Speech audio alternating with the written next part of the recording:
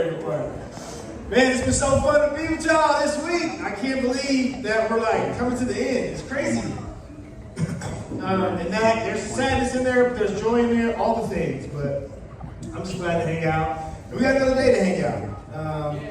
But today, this morning, right? Usually we do this thing at night, but this morning, we're gonna dive into some more stuff. But we're gonna always start with the recap, right? We gotta go back.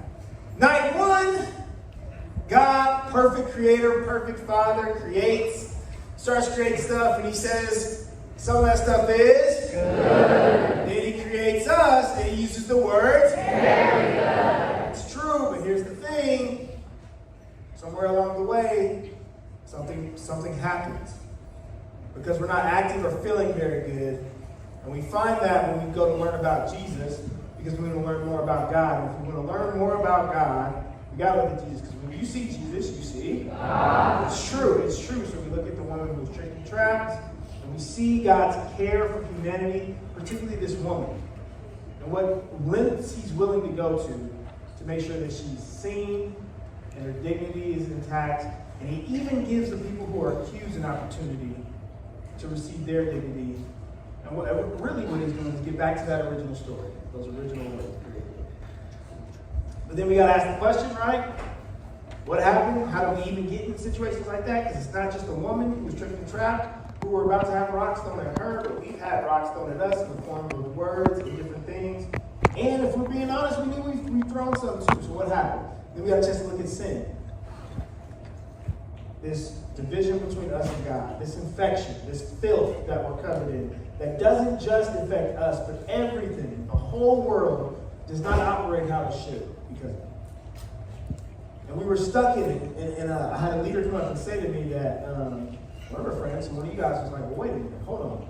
If we're stuck, what happens now?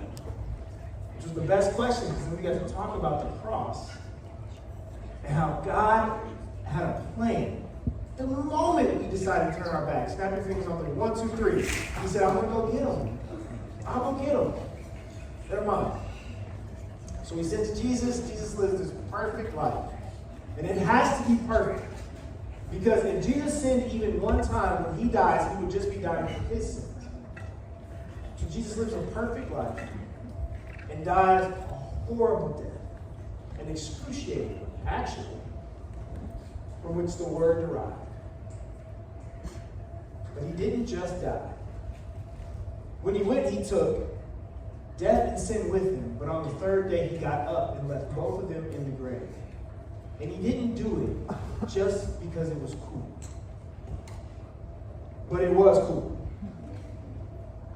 He did it so that we could find our way back home. Now I use all these different stories to talk about what we would call the gospel, which really translation just means the good news.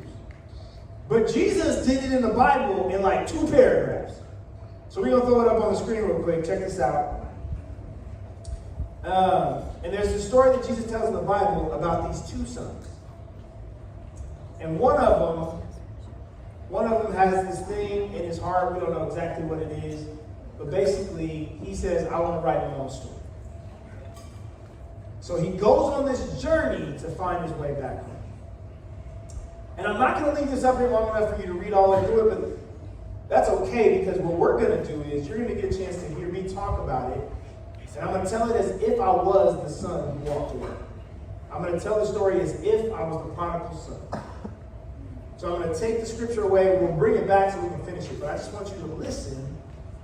And I've modernized it, right? So you're going to hear some things in there like what the McDonald's back then? I know. I put it in to make it more real. So you get an opportunity just to listen to me. In the same way you listen to the real life storytellers, I'm going to tell a story about the prodigal son as if I was the prodigal son. And it's just Jesus telling the story of the gospel, the story of us, in a really simple way, in a story format. We ready? All right. We bring the house lights down a little bit. Bless you.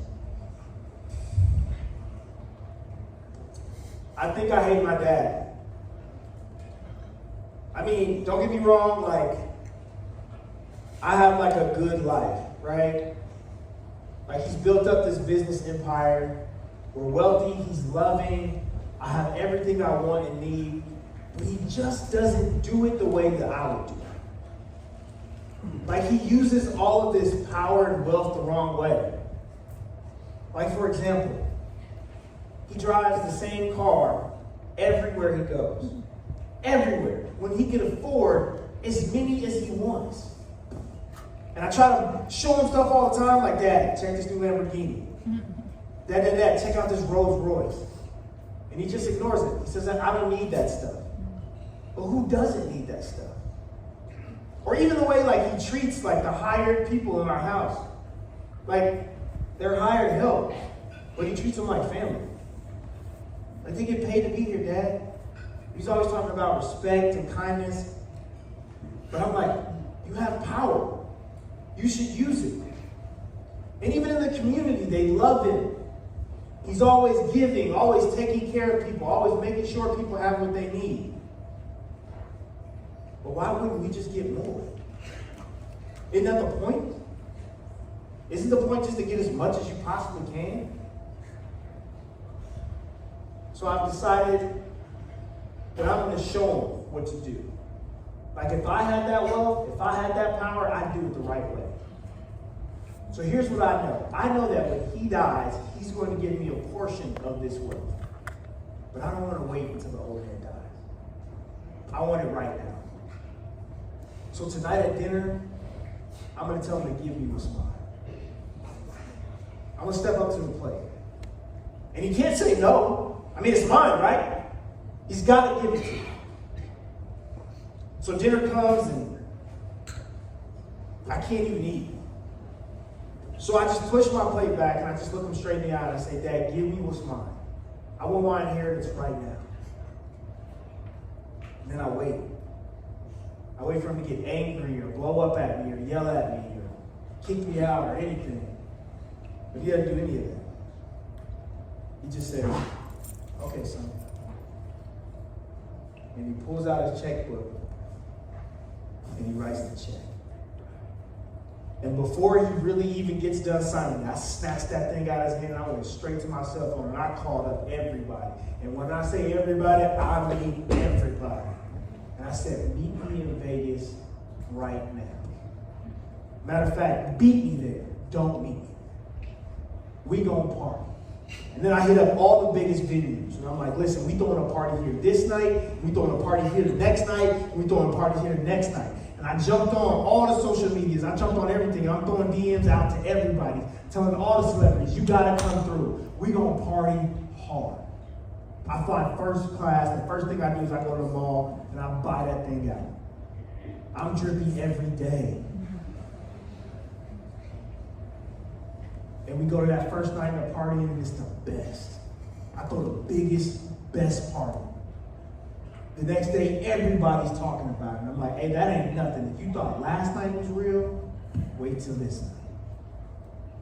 And we party night after night after night after night. And while we partying, it really is the best. So much so that it almost makes me forget at night how alone I feel. But I don't have time to think about that. I don't have time to think about that. So I just plan for the next party. And I wake up, what feels like a couple months later, and I go downstairs to buy me a coffee, and my card declines. So I check my account, and I spent everything. I couldn't rub two nickels. I'm like, oh, that's cool. I've been hanging out with all these people. I've been buying them everything. You know what? I'm going to just hit up some of these folks I've been partying with, right? Of course they got my back. I had their back. But before I can get to my phone, I'm looking at the TV in the coffee shop and I see it's a pandemic. Everything's shutting down. People are losing their jobs left and right. Folks don't know how they're going to eat. And now I'm getting a little nervous, so I start making phone calls. I'm like, hey, what's up, bro? Yeah, that was some crazy party. Yeah. Hey, man, listen, I'm a little down right now. I was wondering if I could come crash with you, man. I ain't eating, I'm hungry. Oh, you can't?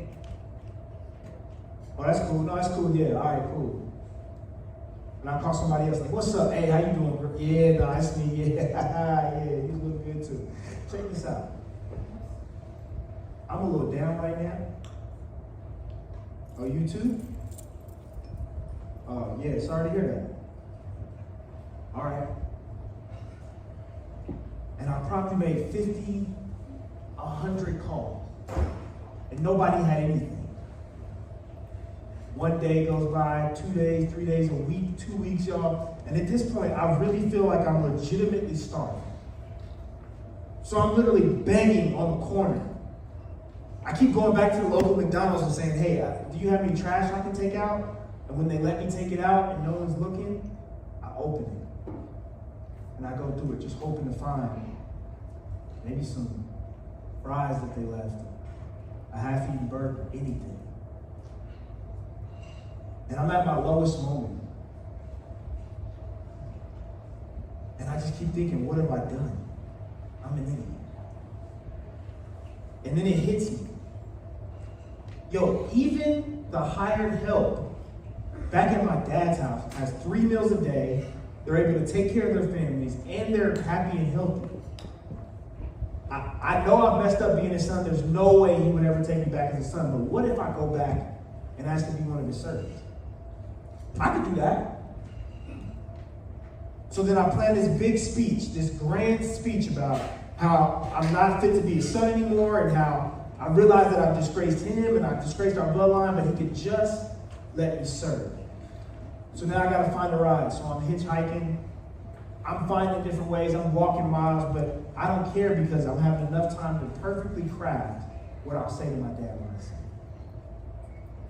And finally, I hitch a ride for like the last mile as we get back to my dad's estate. And there's a huge hill that we live on top of. And as we're climbing the hill, I feel a knot in the pit of my stomach. My throat goes dry. He's never going to take it. But I ain't got nowhere else to go. So I get to the top of the hill, and I get into the gate, and I'm like, I'm sure they changed the code, and I punch it in.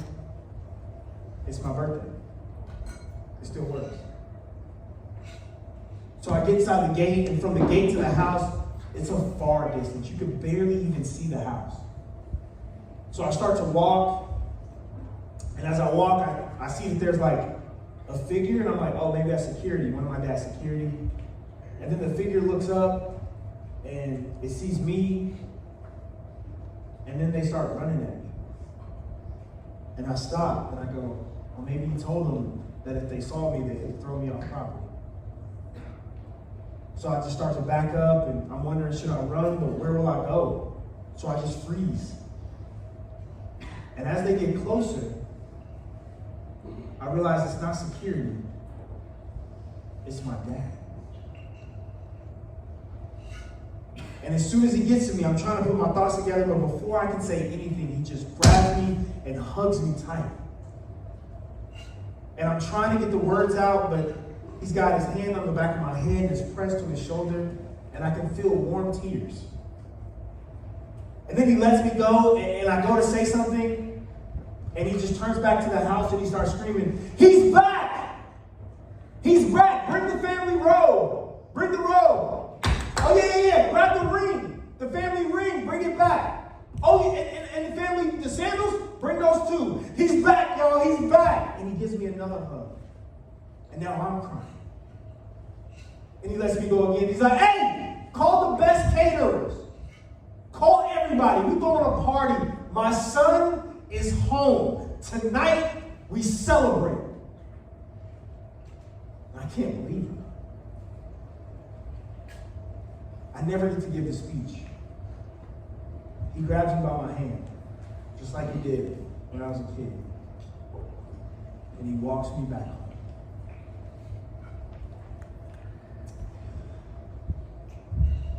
Y'all, that's the story of the prodigal son. And that's Jesus' message back to us. That we walked away in the most disrespectful way we could. And he found a way so that when we decided to turn around, he'd be right there.